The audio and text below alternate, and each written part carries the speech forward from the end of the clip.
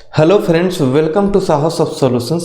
दोस्तों, जैसा कि सीरीज के पिछले वीडियो में हमने सिंगलटन के बारे में देखा कि सिंगलटन इन सर्विस के अंदर सिंगलटन का क्या रोल होता है और मल्टीपल ऑब्जेक्ट कैसे बनते हैं, सिंगलटन ऑब्जेक्ट कैसे बनता है, इसका प्रैक्टिकल करके हमने देखा, बहुत ही डीपली देखा।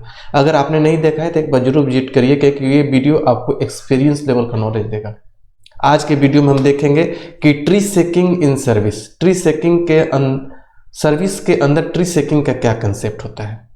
इसके बारे में हम इस वीडियो में देखेंगे कि क्या कंसेप्ट है ट्री शेकिंग का, क्यों सर्विस के अंदर ट्री शेकिंग इंप्लीमेंट किया गया और कैसे सर्विस ट्री शेकिंग को इंप्लीमेंट करता है, कैसे कैच करता है। इन सारी चीज़ों को हम इस वीडियो में डिटेल्स में समझेंगे। तो चलिए स्टार्ट करते हैं इस वीडियो ट्यूटोरियल को। वीडियो को स्टार्ट करने से पहले मैं आपसे एक बार रिक्वेस्ट करना चाहूँगा कि अगर अभी तक आपने मेरे इस चैनल को सब्सक्राइब नहीं किया है तो काइंडली आप इसे सब्सक्राइब कर लें और बेल की आइकन को जरूर क्लिक करें, ताकि जैसे मैं कोई नया वीडियो डालूँ तुरंत आपको नोटिफिकेशन मिले। देखिए, सबसे पहली बात कि ट्री शेकिंग होता क्या है। ट्री शेकिंग को समझने के लिए मैं एक आपको एग्जाम्पल देता हूँ। जैसे कि सपोज करिए कि आप किसी कंपनी में काम कर रहे हैं, ठीक है, और आपको एक क्लाइंट का रिक्वायरमेंट आता है कि आप एक सर्विस बनाओ और इसको इस पेज पर इम्प्लीमेंट करो। हम जनरली डेवलपर क्या करते हैं, डेवलपर हम कहते हैं कि फर्स्ट टाइम पर ही हम फाइनल सर्विस नहीं बनाते। हम क्या करते हैं कि एक टेस्टिंग के लिए सर्विस बनाते हैं। टेस्ट 1 सर्विस हमने बनाया और नहीं चला, फिर हमने टेस्ट 2 बनाया, फिर भी नहीं चला, टेस्ट 3 बनाया, नहीं चला, जैसे टेस्ट 4 बनाया हमने चल गया। तो अब हम क्या करते हैं कि एक फाइनल सर्विस दूसरा बनाते हैं और वो हम क्लाइंट को देते हैं।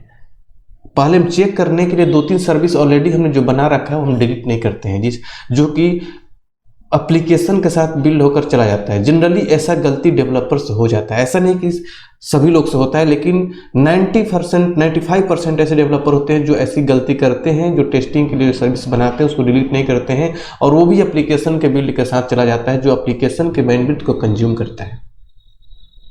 ये बात गूगल की टीम को पता चला कि लोग ऐसी गलती कर रहे हैं, तो उन्होंने सर्विस के अंदर ट्री शेकिंग का कंसेप्ट इंप्लीमेंट किया। और जैसे ही आप एप्लीकेशन को बिल्ड करते हैं तो जो जितने भी अनयूज्ड सर्विस हैं वो रिमूव हो जाते हैं आपके बिल्ड कोड से, पब्लिश कोड से उसको रिमूव कर दिया जाता है। तो कैसे पता चलता है एंगुलर 17 में जो सर्विस है ये कैसे कैच करता है कि ये सर्विस अनयूज्ड है, पहले कैसे नहीं पता चलता था। देखिए, हालांकि ट्री शेकिंग का कंसेप्ट एंगुलर 6 में ही आ चुका था, लेकिन अब एंगुलर 17 में इसको बाय डिफॉल्ट हो जाने के चलते, सिंगलटन अपने आप हो जाने के चलते अपने आप इंप्लीमेंट हो जाता है। कैसे इसको पता चलता है, ये तो आपको पता चल गया कि ट्री शेकिंग होता क्या है। Tree shaking is step in a build process that removes unused code from a code base. Removing unused code and can be thought as tree shaking. Tree shaking का कंसेप्ट ये होता है। Tree shaking कैसे catch करता है service के अंदर, तो जो ये आपका प्रोवाइडर है, जो प्रोवाइडिंग लग के आता है, यहाँ पर आप देख रहे हैं, यहाँ पर जो प्रोवाइडिंग लग के आ रहा है, ये प्रोवाइडिंग जो लग के आया हुआ है, ये प्रोवाइडिंग ही इस चीज़ को इम्प्लीमेंट कर लेता है। प्रोवाइडिंग जो रूट लिखा हुआ है ये क्या करता है, कैसे अब कैच करता है, इसको समझिए। चलिए चलते आप लोग को प्रोजेक्ट के अंदर मैं आपको दिखाता हूँ कि पहले क्या था कि जो ट्री शेकिंग इम्प्लीमेंट नहीं हो पा रहा था, और प्रोवाइडिंग के आ जाने से ट्री शेकिंग कैसे इम्प्लीमेंट हो जाता है, कैसे ये कैच कर लेता है कि हाँ ये सर्विस यूज में नहीं है, ताकि हमारा कंपाइलर, एंगुलर कंपाइलर उसको पब्लिश करते टाइम उसको कोड से रिमूव कर सके। लिए चलता हूँ आप लोग का प्रोजेक्ट में। तो देखिए, ये प्रोजेक्ट है जो हमने पिछले वीडियो में जहाँ पर हमने एग्जाम्पल किया था सिंगलटन के बारे में। तो देखिए, जैसे ये इंजेक्टेबल है, तो अगर ये एप्लीकेशन एंगुलर 17 से पहले का होता, ठीक है, तो हम ये प्रोवाइडिंग नहीं रखते अगर, तो इसका नेम, इस सर्विस का नेम हम मॉड्यूल के, जो क्योंकि रूट मॉड्यूल एक हुआ करता है, ठीक है, एंगुलर 16 में या फिर 15 में या फिर 17 से पहले के जितने भी वर्जन हैं उसमें एक रूट मॉड्यूल होता है app.ts फाइल, जहां पर हम मॉड्यूल के अंदर एक प्रोवाइडर मेटा डेटा होता है, उसके अंदर इस सर्विस का नेम रखते हैं फॉर रूट लेवल रजिस्ट्रिंग, ठीक है। रूट लेवल का सर्विस बनाने के लिए उसका मॉड्यूल के प्रोवाइडर्स मेटा डेटा के अंदर रखते हैं, जिसके चलते वो सर्विस रूट लेवल का होता है और सिंगलटन ऑब्जेक्ट देने लगता है। तो जितने भी हम सर्विस टेस्टिंग के लिए बनाए, चाहे नॉर्मल सर्विस बनाए, सबको हम वहाँ पर रखते थे, जिसके चलते जैसे ही हम जहाँ पर प्रोवाइडर के अंदर रखेंगे तो उसका नेम भी ऊपर में इंपोर्ट हो जाता है। जैसे कभी भी जैसे कंपोनेंट, पिछले वीडियो में कंपोनेंट के अंदर यहाँ पर रखा नेम प्रोवाइडर के अंदर, तो इसका नेम यहाँ पर इंपोर्ट हो जाता है। ठीक है, इंपोर्ट का मतलब इसको हम यहाँ पर यूज कर रहे हैं। उस तरीके से मॉड्यूल के अंदर रखते थे पहले हम, तो उसका भी नेम वहाँ पर मॉड्यूल के अंदर इंपोर्ट हो जाता था, जिसके चलते वो सर्विस लोड होता था। ठीक है, तो वहाँ पर ये पता करना मुश्किल था कि सर्विस यूज में है कि नहीं है, क्योंकि सारे सर्विस को हम मॉड्यूल के अंदर रखते थे और उसका इंपोर्ट होता था। उस केस में अगर कंपाइलर उसको रिमूव कर देता उस कोड को, तो यहाँ पर इंपोर्ट के अंदर होने के चलते उसको ढूंढने लगता कंपाइलर। जब हम लाइव पर इसको यूज करते तो इसको इंपोर्ट करने के लिए ढूंढता, तो नहीं मिलता क्योंकि रिमूव हो चुका है, जिसके चलते एप्लीकेशन में एरर आने लगता है। इसलिए वहाँ पर रिमूव नहीं किया जा सकता था एंगुलर 6 से पहले।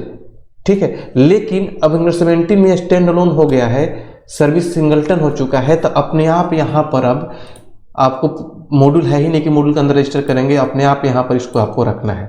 ठीक है, जिसके चलते ये क्या हो जाएगा कि ये अपने आप आपका रूट लेवल का हो गया। ठीक है, अब इसका जो नेम है, सर्विस का नेम हम मॉड्यूल के अंदर नहीं रख रहे हैं। अब ये तभी इंपोर्ट होगा जब हम इसका ऑब्जेक्ट बनाएंगे, मतलब कोई दूसरा डिपेंडेंसी है ही नहीं कि आप इसको इंपोर्ट करें। प्रोवाइडर के अंदर रखने की जरूरत ही नहीं है कि आप इसको इंपोर्ट करेंगे। इसका इंपोर्ट कब बनेगा, जब इसका सर्विस का ऑब्जेक्ट बनाएंगे तब इसका पाथ यहाँ पर इंपोर्ट होगा। ठीक है, और ऑब्जेक्ट बनाने का मतलब कि आप इसको यूज कर रहे हैं, तो इसके चलते ये प्रोवाइडिंग जो है कैच कर लेता है कि कौन कौन से सर्विस का ऑब्जेक्ट बन रहा है।